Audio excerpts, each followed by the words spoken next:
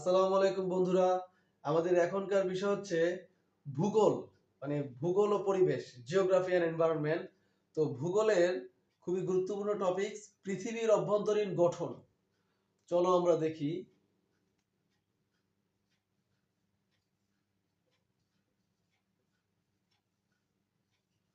পৃথিবীর অভ্যন্তরীণ গঠন মানে ইন্টারনাল স্ট্রাকচার অফ আর্থ। হ্যাঁ বন্ধুরা, এটা কিন্তু আমাদের খুবই জরুরি একটা বিষয়, তাই না? আর জিওগ্রাফি আমার খুবই প্রিয় সাবজেক্ট। বন্ধুরা, পৃথিবীর অভ্যন্তরীণ যে গঠন মানে মূলত আমরা যদি পৃথিবীটা এইভাবে চিন্তা করি, এই যে পৃথিবীটা যদি এভাবে চিন্তা করি আর যদি এটাকে কেন্দ্র ধরি, সেন্টার, তো এইভাবে যদি আমরা পৃথিবীটাকে সাপোজ ভাগ করি, তো আমরা এতটুকু আপাতত মুছে দেই। এতটুকু মুছে দিয়ে আমরা দেখি এটা হলো পৃথিবীর কি সেন্টার। হ্যাঁ, এখন এই যে গঠন মানে কি, গঠন মানে এই যে এর যে স্তরগুলা, এই স্তরগুলা কিন্তু বিভিন্ন স্তরে বিভক্ত, তাই না? তো ভূবিজ্ঞানীরা পৃথিবীর যে এই যে সারফেস থেকে একদম ভূত্বক থেকে কেন্দ্র পর্যন্ত ভূবিজ্ঞানীরা প্রধানত তিনটি ভাগে ভাগ করেছেন। হ্যাঁ, এটা নিয়ে কিন্তু গবেষণা চলছে, এখনো চলছে, চলতেছে, চলবে। তো এই যে গঠনকে প্রধানত তারা কি করছে, তিন ভাগে ভাগ করছে ভূবিজ্ঞানীরা। তিনটা ভাগ কি কি বন্ধুরা দেখো। এক, অশ্বমণ্ডল, অশ্বমণ্ডল মানে লিথোস্ফিয়ার।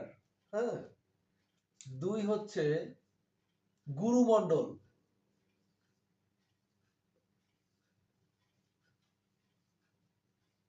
গুরুমণ্ডল ব্যারিস্ফিয়ার।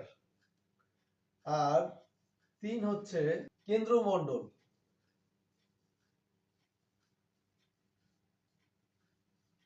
কেন্দ্রমণ্ডল মানে সেন্ট্রোস্ফিয়ার। এখন এই যে তিনটা ভাগ, হুম, এই তিনটা ভাগের মানে স্তরে স্তরে এদের গঠন তো সব একরকম না। অর্থাৎ এদের যে গঠন, এদের তাপমাত্রা, এদের এদের যে প্রেসার, হ্যাঁ, এবং যে এদের যে উপাদান, এলিমেন্টস, সব কিন্তু একরকম না। চলো আমরা দেখি এই তিনটা স্তরে কি আমরা একটু আলোচনা করে দেখি যে কি আছে। প্রথমে দেখি অশ্বমণ্ডল। বন্ধুরা, ভূ অভ্যন্তরের এই যে স্তর বিন্যাস, ভূকম্পন তরঙ্গ, অর্থাৎ ভূকম্পন তরঙ্গ ও অন্যান্য উৎস থেকে প্রাপ্ত তথ্য বিশ্লেষণের মাধ্যমে বিজ্ঞানীরা এটা অবগত হয়েছে যে ভূপৃষ্ঠ থেকে কেন্দ্রের দিকে, ভূপৃষ্ঠ থেকে কেন্দ্রের দিকে পৃথিবীর তাপ, চাপ এবং গঠন উপাদানের, পৃথিবীর তাপ, চাপ এবং গঠন উপাদানের ঘনত্ব বৃদ্ধি পেতে থাকে, ঘনত্ব ডেনসিটি বৃদ্ধি পেতে থাকে। এইসব তথ্যের ভিত্তিতেই কিন্তু এই তিনটা ভাগে ভাগ করা হয়েছে পৃথিবীর এই স্তরগুলাকে। চলো আমরা দেখি অশ্বমণ্ডল। বন্ধুরা, অশ্বমণ্ডল হলো ভূত্বকের নিম্নাংশ। এই যে আমরা যদি এটাকে ভূত্বক ধরি, ভূত্বকের নিম্নাংশ এবং গুরুমণ্ডলের উপরের অংশ, গুরুমণ্ডলের উপর অংশ আমরা এটা আসতেছি। এই অশ্বমণ্ডলের গভীরতা হলো 60 কিলোমিটার।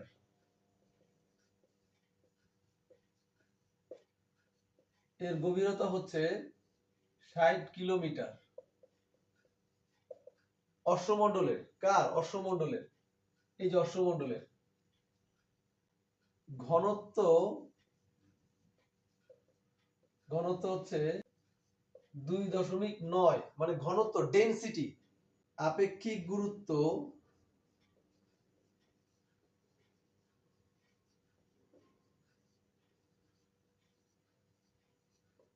আপেক্ষিক গুরুত্ব হচ্ছে 2 থেকে 3। তাপমাত্রা, এই স্তরের তাপমাত্রা হচ্ছে, তাপমাত্রা হচ্ছে সর্বোচ্চ 1000 ডিগ্রি সেলসিয়াস। এই স্তরটার যে তাপমাত্রা, তাপমাত্রা কিন্তু বাড়বে আস্তে আস্তে, যত আমরা সেন্টারের দিকে যাব তাপমাত্রা বাড়বে। এই স্তরের তাপমাত্রা কত? 1000 ডিগ্রি সেলসিয়াস। আচ্ছা, এই স্তরের প্রধান উপাদান কি বন্ধুরা?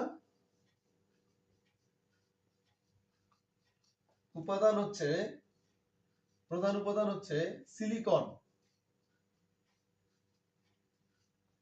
সিলিকন ও অ্যালুমিনিয়াম।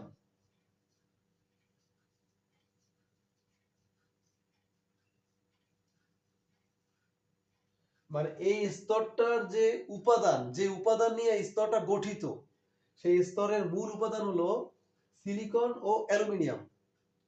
প্রকৃতপক্ষে এটা ভূমণ্ডলের খাড়া অংশ, ভূমণ্ডলের খাড়া অংশ, যা অ্যাস্থেনোস্ফিয়ারের উপর ভাসমান অবস্থায় আছে। মানে অ্যাস্থেনোস্ফিয়ার একটা স্তর, এর উপরে ভাসমান অবস্থায় আছে কি?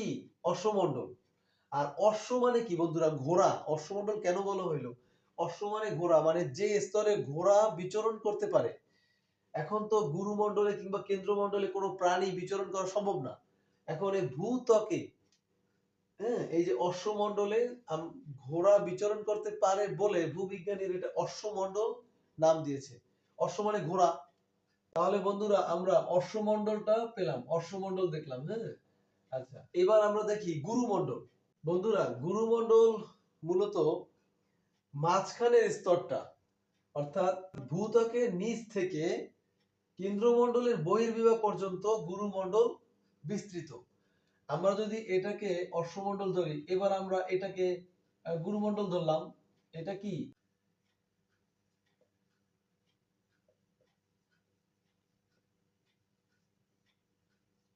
এটা হলো, যদি এটা তো অশ্বমণ্ডল, এটা হলো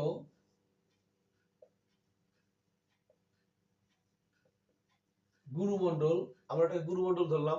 তার মানে এর পরে যেটা বাকি থাকে সেটা কি? এটা হলো কেন্দ্রমণ্ডল। আচ্ছা, আমরা গুরুমণ্ডলে যাই।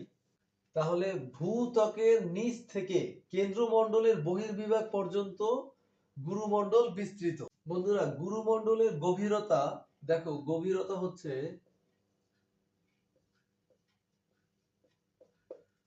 গুরুমণ্ডলের গভীরতা হলো 15 থেকে 2900 কিলোমিটার। মানে এই যে দূরত্বটা 2900 কিলোমিটার। গুরুমণ্ডলের গভীরতা 15 থেকে 2900 কিলোমিটার, 2900 কিলোমিটার। বন্ধুরা দেখো, ধারণা করা হয় এই স্তরটি 2885 কিলোমিটার পুরু। এটার যে পুরুত্ব ধরা হয় 2885 কিলোমিটার ধারণা করা হয়। বন্ধুরা, এর ঊর্ধ্বাংশের শিলা মানে উপরের অংশ শিলা কঠিন ও ভঙ্গুর, মানে খুবই কঠিন, যার কারণে এটা ভেঙে যায়, ভঙ্গুর, যা প্রায় 100 কিলোমিটার পর্যন্ত বিস্তৃত। 100 কিলোমিটার, যা প্রায় 100 কিলোমিটার পর্যন্ত বিস্তৃত। মানে এই যে ভঙ্গুর, কঠিন এবং ভঙ্গুর শিলার যে বিস্তৃতি, সেটা প্রায় 100 কিলোমিটার পর্যন্ত বিস্তৃত। গুরুমণ্ডলের যে উপরের অংশটা, এটা কিন্তু ব্যাসল্ট জাতীয় পদার্থ দ্বারা গঠিত। ব্যাসল্ট জাতীয় পদার্থ মানে একটা পদার্থর নাম আর কি। এই ব্যাসল্ট জাতীয় পদার্থ দ্বারা এই গুরুমণ্ডলের উপরের অংশটা বিস্তৃত, গঠিত। গুরুমণ্ডলের প্রধান উপাদান কি বন্ধুরা? দেখো, গুরুমণ্ডলের প্রধান উপাদানগুলো হলো সিলিকন, লোহা, ম্যাগনেসিয়াম,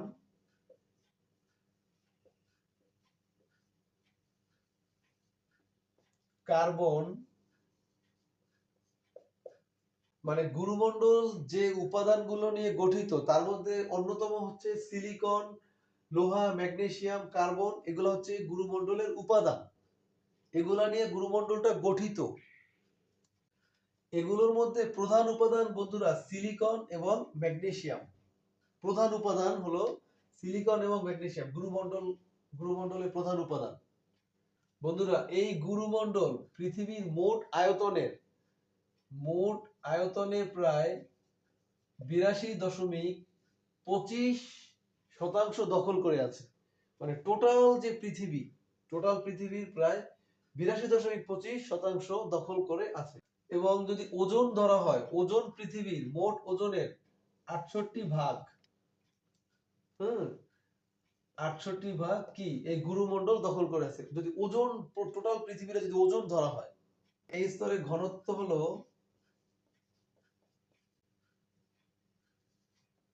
4.3 থেকে 10 কিলোগ্রাম। মানে এর যদি গুরুমণ্ডলের যে ডেনসিটি, ঘনত্ব যদি ধরি আমরা, তাহলে 4.3 থেকে প্রায় 10 কিলোগ্রাম। বন্ধুরা, গুরুমণ্ডলের তাপমাত্রা হলো, গুরুমণ্ডলের তাপমাত্রাটা আস্তে আস্তে বাড়ে। যখন 100 কিলোমিটার তখন 1100 ডিগ্রি সেলসিয়াস। আবার দেখো 700 কিলোমিটার গভীরতায় এর তাপমাত্রা 1900 ডিগ্রি সেলসিয়াস। মানে এই গুরুমণ্ডলই, যখন নাকি এই যে গুরুমণ্ডল, যেমন এখান থেকে শুরু, এই যে এখান থেকে গুরুমণ্ডল শুরু, এখান থেকে শুরু হইলো, এই শুরু থেকে 100 কিলোমিটারের মধ্যে এর তাপমাত্রা 1100 ডিগ্রি সেলসিয়াস। আর যখন 700 কিলোমিটার যাবে, মানে সেন্টারের দিকে, তখন এর তাপমাত্রা হয়ে যাবে 1900 ডিগ্রি সেলসিয়াস। এবং বন্ধুরা, এভাবে যেতে যেতে যখন কেন্দ্রমণ্ডলের বহিঃসীমানায়, অর্থাৎ এই যে যখন এই বহিঃসীমানায়, তখন এর তাপমাত্রা হয়ে যায় 3000 ডিগ্রি সেলসিয়াস। খেয়াল করছো? গুরুমণ্ডলের শেষ আর কেন্দ্রমণ্ডলের শুরু, হ্যাঁ, এই যে স্তরটা এখানে, তার মানে এখানে তাপমাত্রা 3000 ডিগ্রি সেলসিয়াস। এই যে গুরুমণ্ডলের শেষে এবং কেন্দ্রমণ্ডলের শুরুতে, অর্থাৎ কেন্দ্রমণ্ডলের বহিঃসীমানা 3000 ডিগ্রি সেলসিয়াস। বন্ধুরা, এই স্তরে প্রতি কিলোমিটারে চাপ, মানে একটা প্রেসার আছে না, প্রেসার, চাপ, প্রতি কিলোমিটারে চাপ প্রায় 1400 টন। গুরুমণ্ডলের প্রতি কিলোমিটারে, প্রত্যেক কিলোমিটারে চাপের মাত্রা হচ্ছে প্রায় 1400 টন। চলো বন্ধুরা, এবার আমরা দেখি কেন্দ্রমণ্ডল, সেন্ট্রোস্ফিয়ার, কেন্দ্রমণ্ডল।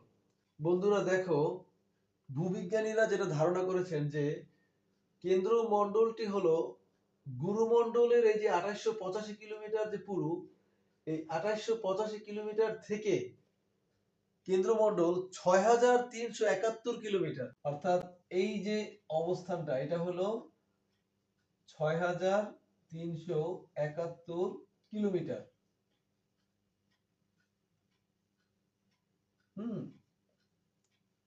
এর যে অবস্থানটা, তার মানে কেন্দ্রমণ্ডলের বিস্তৃতি হলো 6371 কিলোমিটার এই কেন্দ্র পর্যন্ত। কোনখান থেকে? 2885 কিলোমিটারের পর থেকে। আর যদি আমরা টোটালটা এইভাবে যদি ধরি, যেমন টোটাল এখান থেকে যদি এই পর্যন্ত ধরি, হ্যাঁ, তাহলে কিন্তু এই 6371 প্লাস 2885, হ্যাঁ, প্লাস অশ্বমণ্ডলের পুরো কত,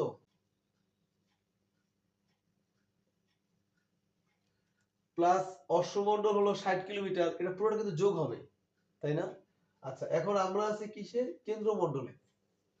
বন্ধুরা দেখো, তাহলে কেন্দ্রমণ্ডলের গভীরতা কত পেলাম আমরা? কেন্দ্রমণ্ডলের গভীরতা হলো 6371 কিলোমিটার। কেন্দ্রমণ্ডলের যে বিস্তৃতি। কেন্দ্রমণ্ডলের মূল উপাদানগুলো হলো, বন্ধুরা, ভূবিজ্ঞানীরা ধারণা করেন যে কেন্দ্রমণ্ডলটি প্রধানত লৌহ, নিকেল, পারদ, সীসা এ ধরনের কঠিন ও ভঙ্গুর পদার্থ দ্বারা গঠিত। কঠিন ও ভারী পদার্থ দ্বারা গঠিত এই কেন্দ্রমণ্ডলটা। ভূবিজ্ঞানীরা ধারণা করেন আর কি, যে এই স্তরটা প্রধানত লৌহ, নিকেল, সীসা, পারদ ইত্যাদি কঠিন ও ভারী পদার্থ দ্বারা গঠিত। তাহলে উপাদান কি পেলাম আমরা? লৌহ, নিকেল, পারদ, সীসা। গঠনের যে উপাদানগুলো এলিমেন্টস, সেই এলিমেন্টস এগুলো, সেই উপাদানগুলোর প্রধান হচ্ছে লৌহ, নিকেল, পারদ, সীসা। হুম, ডেঞ্জারাস ব্যাপার স্যাপার, তাই না বন্ধুরা? যেমন গুরুমণ্ডলটা পৃথিবীর মোট আয়তনের 82.25 ভাগ দখল করে আছে, আর কেন্দ্রমণ্ডলটা কি করছে 16.2 ভাগ দখল করে আছে। পৃথিবীর মোট আয়তনের 16.2 ভাগ সে দখল করে আছে। তার মানে গুরুমণ্ডল তো অনেক বেশি, 82.25, আর কেন্দ্রমণ্ডল 16.2। আর এর ওজন পৃথিবীর মোট ওজনের প্রায় 31.5 ভাগ। অর্থাৎ টোটাল যদি এই পৃথিবীটার ওজন হিসাব করা হয়, গুরুমণ্ডল যেমন 68% দখল করে আছে, আর কেন্দ্রমণ্ডল 31.5 ভাগ মোট ওজনের, হ্যাঁ, সেও দখল করে আছে। এই স্তরের বন্ধুরা কেন্দ্রমণ্ডলের যে বহির্ভাগটা, এই যে বহির্ভাগটা, এটা কিন্তু তরল ও চটচটে অবস্থায়, হ্যাঁ, বহির্ভাগটা কি অবস্থায় আছে? তরল ও চটচটে। মানে তোমরা অনেক সময় দেখবা যে কোনো বিল্ডিং করার আগে যখন এটার পাইলিং করা হয়, পাইলিং করলে নিচের যে মাটিগুলা ওঠে, সেই মাটিগুলা যখন প্রথমে তো এটা তরল অবস্থা থাকে, এটা যখন আস্তে আস্তে শুকায় তখন কিন্তু চটচটে একটা আকারে চলে আসে। তো এটা তো খুব সামান্য মানে একটা অবস্থা, কিন্তু এই কেন্দ্রমণ্ডলের যে বহির্ভাগটা, এই বহির্ভাগটা তরল এবং চটচটে। বন্ধুরা কেন্দ্রমণ্ডলের তাপমাত্রা আমরা দেখি, কেন্দ্রমণ্ডলের তাপমাত্রা শুরুতে মানে বিগিনিং পর্যায়ে হচ্ছে এর 3000 ডিগ্রি সেলসিয়াস। কেন? কারণ গুরুমণ্ডলের শেষে তো 3000 ডিগ্রি সেলসিয়াস, তাহলে শেষে যদি 3000 হয়, আর কেন্দ্রমণ্ডলের যে উপরের অংশে মানে এর তাপমাত্রা শুরুই হয় 3000 ডিগ্রি সেলসিয়াস দিয়ে, এর আমরা তার মানে আরো বেশি পাবো। চলো, শুরুই যদি 3000 ডিগ্রি সেলসিয়াস দিয়ে হয়, তাহলে তো আরো সেন্টারের দিকে আসলে আরো বাড়বে। বন্ধুরা এই তাপমাত্রাটা শুরুতে 3000 ডিগ্রি সেলসিয়াস, এই শুরুতে যখন এটা আরো এদিকে আরো ভিতরের দিকে প্রবেশ করে, তখন এই তাপমাত্রা বেড়ে হয় 5000 degree Celsius. Can you imagine?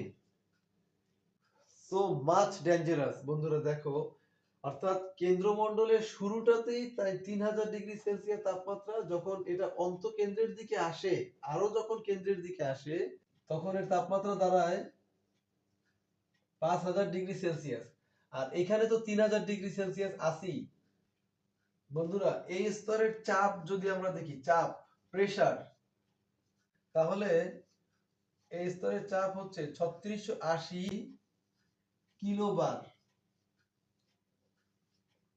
মানে এই স্তরটা যে চাপ, যেমন এই যে অশ্বমণ্ডলের চাপ, তারপরে গুরুমণ্ডলের চাপ, তারপরে কি আমরা যদি এই যে বিল্ডিং নির্মাণ করার জন্য যে ইট, একটার পর একটা ইট যে আমরা রাখি, একদম উপরের ইটটার যে প্রেসার, হ্যাঁ, তারপরের ইটটা প্রেসার একটু বাড়ে কারণ উপরের ইটের প্রেসার সে নিতেছে, তৃতীয় ইটটার প্রেসার কি আরো বাড়ে কারণ দুইটা ইটের প্রেসার সে নিতেছে, চতুর্থ ইটটা কি প্রেসার আরো বাড়ে, তিনটা ইটের প্রেসার নিতেছে।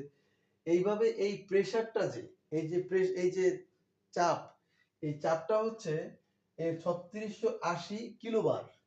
হুম, আস্তে আস্তে চাপ বাড়তেছে কিন্তু প্রচন্ড পরিমাণে সে এই, তার মানে কেন্দ্রে আসলে দেখা যায় যে সমস্ত চাপটাই কেন্দ্রে। তাহলে বন্ধুরা পৃথিবীর অভ্যন্তরীণ গঠন, ইন্টারনাল স্ট্রাকচার অফ আর্থ, এর কিছুটা ধারণা আমরা মানে নিলাম। এটা খুব মনোযোগ দিয়ে পড়লে এটা কিন্তু খুব মজার বিষয় বন্ধুরা, এটা কিন্তু তুমি পড়লে আনন্দ পাবে, তাহলে তোমরা একটু মনোযোগ দিয়ে দেখবে। এটা কিন্তু খুব মানে একে তো জানার বিষয়, সবারই জিওগ্রাফির বাইরেও সবারই এটা জানার উচিত, আর জিওগ্রাফি স্টুডেন্টদের তো মাস্ট। তাহলে আমাদের এই পৃথিবীর অভ্যন্তরীণ গঠন থেকে আজকের মতো আমরা এখানে বিদায় নিলাম। বন্ধুরা তোমরা ভূগোল কিন্তু কখনো বিরক্তি মনে করবে না। ভূগোল কিন্তু খুব মজার সাবজেক্ট। হ্যাঁ, তাহলে আমরা আজকের মতো বিদায় নিলাম বন্ধুরা। আল্লাহ হাফেজ। আসসালামু আলাইকুম।